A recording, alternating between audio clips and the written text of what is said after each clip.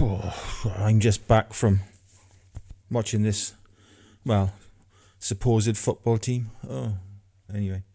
All right, let's get into today's video. Why don't you stay for the night? Or maybe a bite.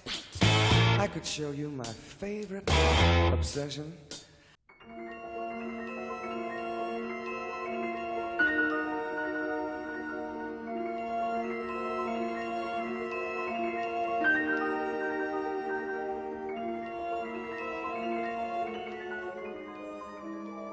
What did I say? During the meanwhilest.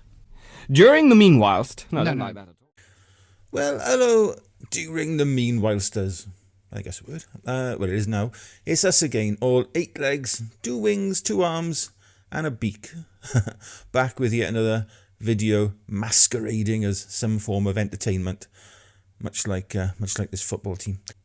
And what stunning, quite breathtaking entertainment we have for all, well, 42 of you will end up watching this as I let you into what has become my latest hobby. Well, when I say hobby, what I actually mean is an obsession. See, that intro all makes sense now. Now, when I was a small boy, one of my most favourite things to do was to make stuff. Well, break stuff as well, but make stuff too.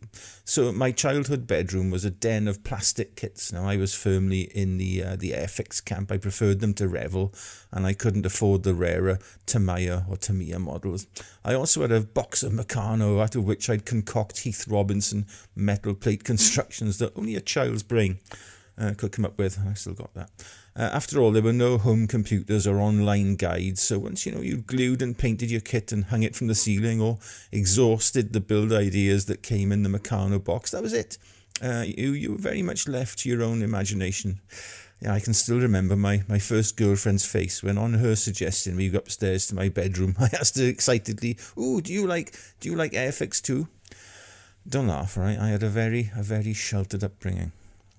Now, one of my most favourite toys back then, though, was Lego. Now, I didn't have a lot of it, but just enough to create my own, creations, I guess.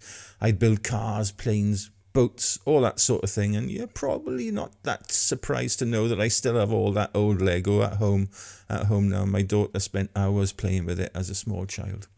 Anyway, fast forward to one of my many hospital stays over the past years, and one day that same daughter brought a Lego kit in for me to build. It was one of an Audi Le Mans car, complete with mechanic and his or her, or their, let's be politically correct here, box of tools. And fast forward again to late last year when, armed with an Amazon voucher, Bethan got herself a small Lego kit, I think of a bonsai tree. Anyway, long story short, she became absolutely addicted to it and has now built so many things I've had to put extra shelves up in her bedroom. And then for my 60th birthday, she bought me this gorgeous film SLR together with this absolutely fantastic birdhouse, complete with feeding and nesting birds, and even a little unhatched egg on the top. And I enjoyed building them all so much, I bought myself some more bottles to build, some cars, and also this gorgeous Polaroid camera model. And then, rather inevitably, really, I sort of got hooked as well. And here, dear viewers, are the fruits of my early labours. After building several relatively easy models of cars, I fancied a challenge, so stepped up to their Technics range with this gorgeous Ford GT. And you can guess where, with my rather obsessive personality, this is going, I'm sure. Oh yes, once I found the Technics kits a real challenge, so built two more smaller cars, these ones on screen now, before undertaking my latest project, over 1,750 pieces, culminating in this rather fantastic Peugeot Le Mans race car, complete with working suspension and steering, and even camshaft-driven pistons and a limited slip differential, would you believe?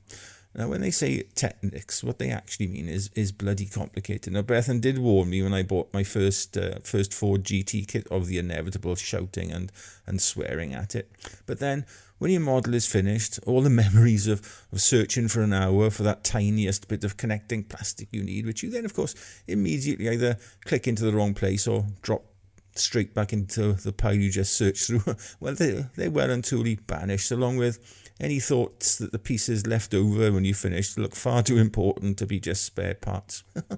Anyway, leaving you with a completed technical tour de force. Now, these finished models also make great subjects for my other hobby, and that is taking pictures of things, and they are superb for practicing my macro photography skills on. I'll play a little montage of images at the end of the video in a minute, but just before then, let us know in the comments what your favourite childhood toys were, and whether at whatever age you find yourself, you still enjoy playing with them. In the meantime, I'm really enjoying spending even more time with Bethan, and on her terms this time, as we can sit at the dining table and build our models together. And I've already acquired my next project, this rather splendid retro Porsche 911. After all, Lego really is the perfect hobby for, yours truly, especially when I can't find the energy to get out and about, or more often than not, here this year at least, the weather is dreadful. Anyway, until next time, be nice, okay? Now, where can I find some space for that millennium flag? How am I supposed to get